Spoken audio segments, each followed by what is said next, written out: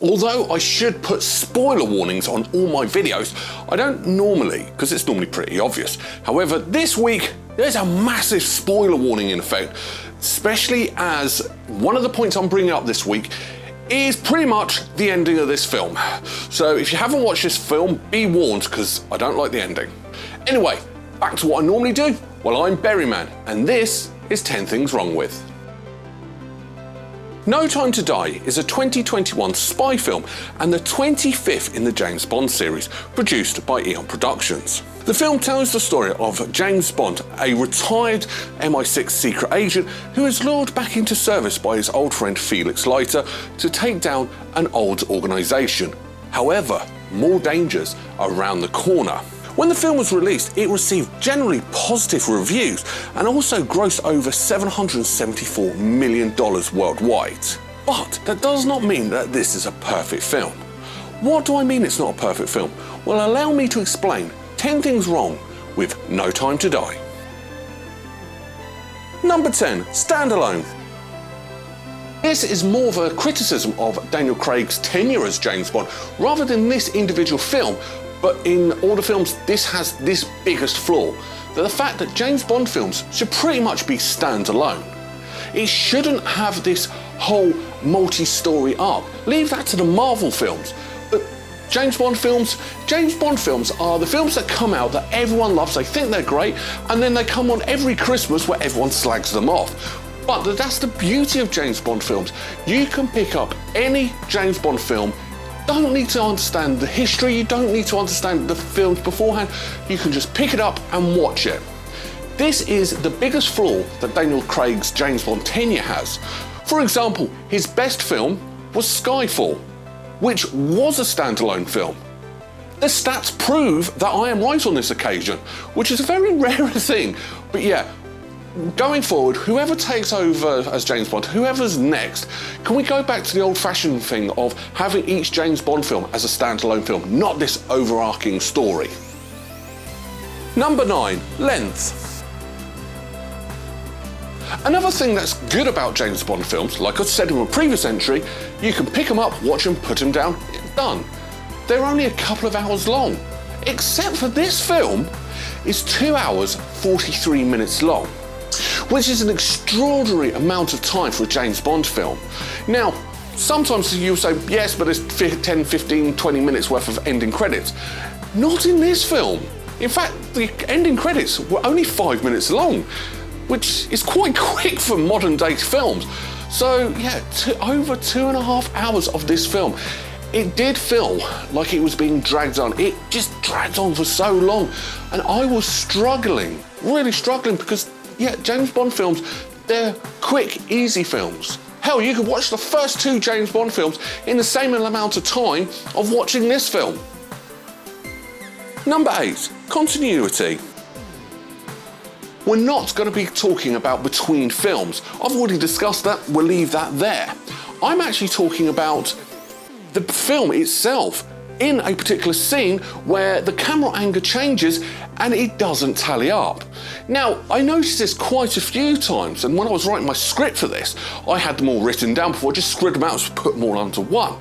Now, I'm going to give you 2 examples, because these are the 2 I picked out before I stopped looking out for these.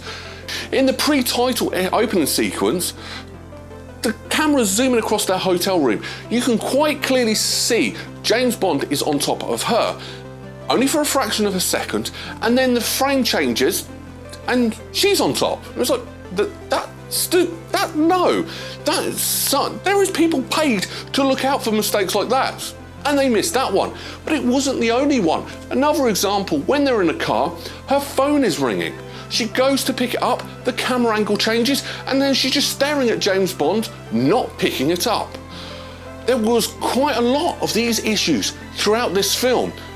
Now, if it was an amateur production or a low-budget production, I could sort of understand that they're trying to get the cheapest people, but the fact that this is a high-powered film that they delayed for a few years because of COVID, and I understand why they did that, but the fact that no one bothered to go back and check to make sure this film was correct.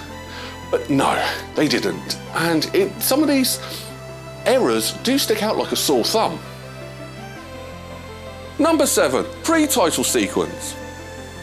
Another staple of James Bond films is that pre-title sequence. They're normally amazing. They're about 5-10 minutes long. Great. They're normally like a little mini film before we get the big film. Great.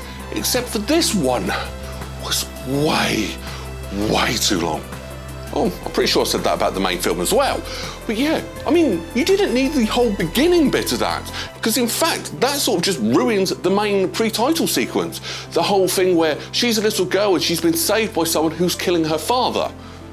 But you know her father worked for Spectre, so you know straight away that she has been saved by someone who's against Spectre. So during the pre-title sequence, when it's shown that she is a member of Spectre, you will have this doubt. It's like, well, hang on a sec, they just showed me that she wasn't. So it's too long with too much exposition that doesn't actually make sense. This pre-title sequence, if I ever did a worst to best of pre-title sequence, that's an idea for a future video, this would more than likely be right at the very bottom. Even the worst James Bond film would not have this bad of a one. Number 6, Felix Leiter. Felix Leiter has been a staple of James Bond ever since the first book came out and ever since the first film came out. Each James Bond, with the exception of Pierce Brosnan, had its own Felix Leiter. I get that, and I love it.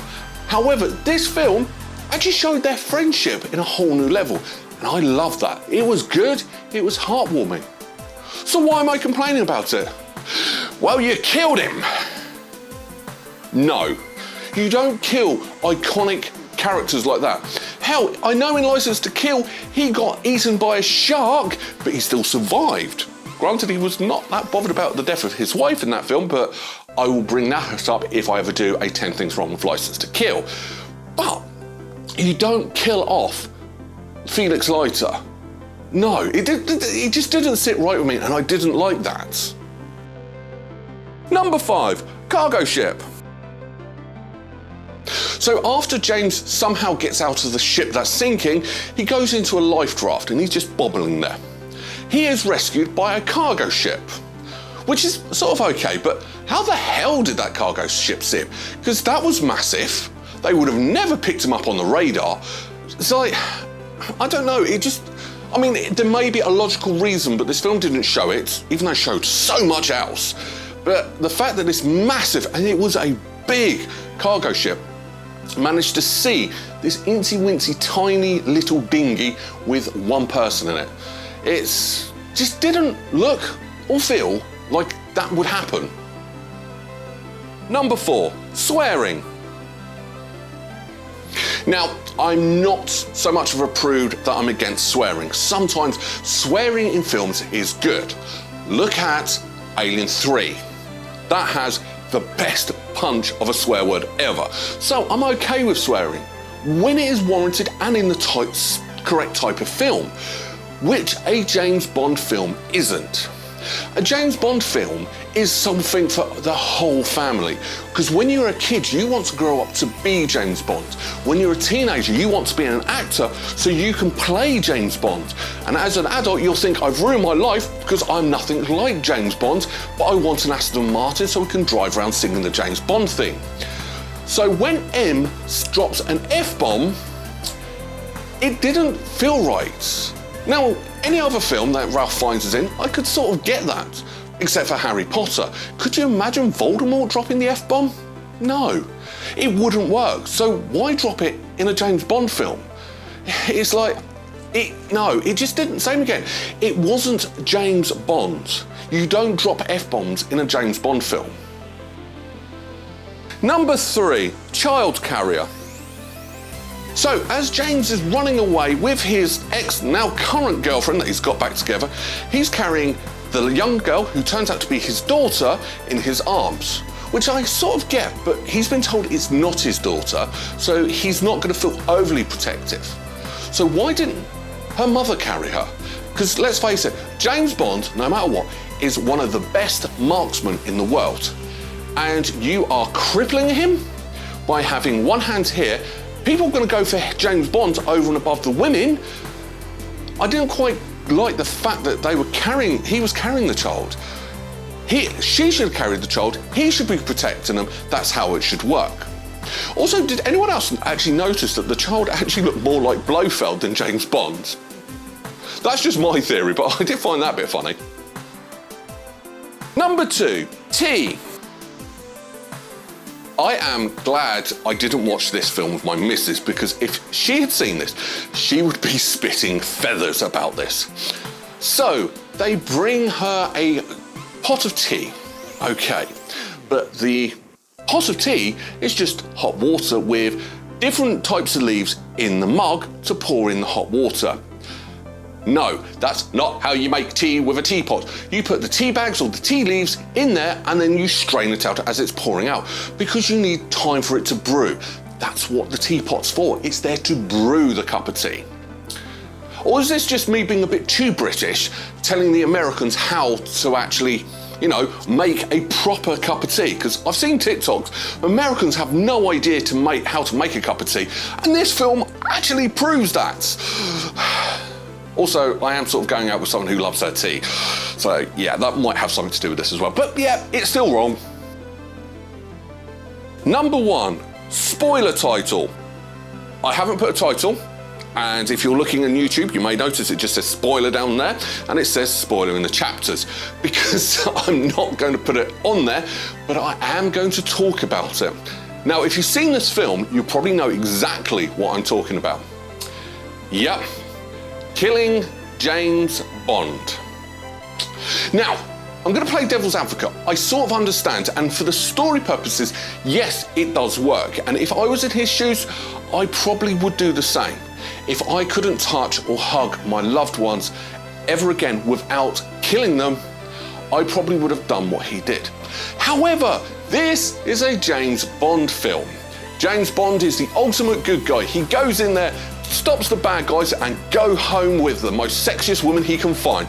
That's how a James Bond film's supposed to be. So, it's wrong. I mean, it works, as I said, it works for the story, it doesn't work for a James Bond film. Yeah, sorry. Whoever thought killing off James Bond was a good idea needs to be shot. Especially as at the very end, right at the very end of this film, past all the end credits, it does say James Bond returns, which obviously it's a James Bond series, but if you weren't fully into it, you're like, how can he return? You just killed him. Yeah, I'll leave it as that. Final thoughts. Watching this film, I am slightly have mixed emotions, because when I was younger, I did enjoy watching a good James Bond film.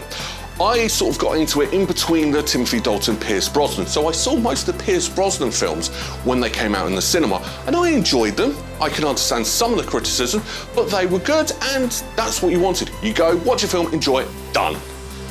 That was great. This whole new era, where it's a little bit more dark and a little bit more gritty, what they try to do with Timothy Dalton's Bond, in one hand, yes, it does work, but it's not James Bond. We leave that for the Jason Bourne. The Bourne series does that to a T, and it works because it's not James Bond. But in a James Bond film, no. It has to be just a stereotypical one. The one problem I had with this film is I've only seen Spectre once, and that's when it first came out. So a lot of this film was calling back to that film. It was like, I'm struggling to remember what happened in this film. Should I have watched Spectre before this? Possibly. Did I want to watch Spectre before watching this film? Oh, hell no. I hated Spectre. It was boring. Now, this film is a lot more enjoyable than Spectre. The soundtrack on this film actually is probably the best thing. I didn't like Billie Eilish's song when it came out, but it does work in this film. So on its own, didn't work. In the context of this, brilliant. And also having the James Bond film as horns in the background, I frigging loved that. That was brilliant. Once again, action sequences top notch. Daniel Craig's portrayal of James Bond was a bit harsh, doesn't have as much charm and charisma, but same again, it works with this new dark and gritty version of James Bond, so he actually pulls that off really well. But I know, I've seen it before, Daniel Craig can be ultra charming. He could have pulled off like what we'd have seen in Pierce Brosnan's era. that would have worked well, but same again, I'm not a big fan of this dark and gritty James Bond. To me, this isn't a James Bond film. One kudos is the fact they brought on Phoebe Waller-Bridge to do some script rewrites, and you can tell this has her fingerprints all over it, and it does work. I can't imagine how bad the script would have been without her. I think she saved this film. If without her, this film would have been a lot worse, probably back down with how Spectre was. Now, there's all this speculation of who's going to be the next James Bond. I've done my own video on who could be the next James Bond, and I released that about a year ago when No Time to Die was first due out. But let's get down to what you really want to hear. What am I going to rank this out of 10? It's a good story, just not a good James Bond film. And because this is a James Bond film, that's the thing I'm going to take into consideration the most. So I'm actually only going to give this a 5 out of 10 berries. Now, I'll be honest, if this wasn't a James Bond film, because I did like the story concept, I thought that was a brilliant idea. The fact you had two warring factions fighting each other, that was interesting. The fact that it didn't work within the confines of the James Bond normality is where it let us down. So yeah, I think 5 out of 10 is quite a nice, respectful score. But that's my opinion. What do you think? Do you agree with me? Do you disagree with me? Let me know in the comments below. Now, on to next week. Next week, we are going to do another film that came out about the same time that I was so excited to see that I actually took my children to go and see it. Now, you lot won't have a clue what I'm on about, but it has 3 different versions of the same character. There's your clue. Want to know what I mean? Well, come back next week to find out. But till then, take care, bye-bye.